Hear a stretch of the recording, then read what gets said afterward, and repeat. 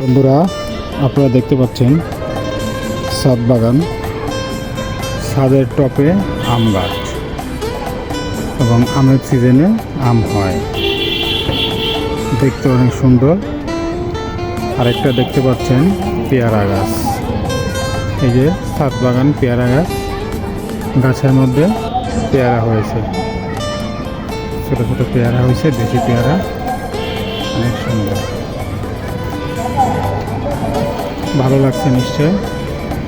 ছাদ বাগানে পেয়ারা গাছ এবং পেয়ারা গাছে পেয়ারা হয়েছে, 12 মাসে পেয়ারা হয়।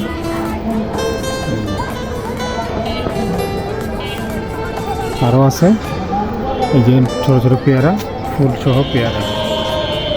কেমন লাগছে জানাবেন।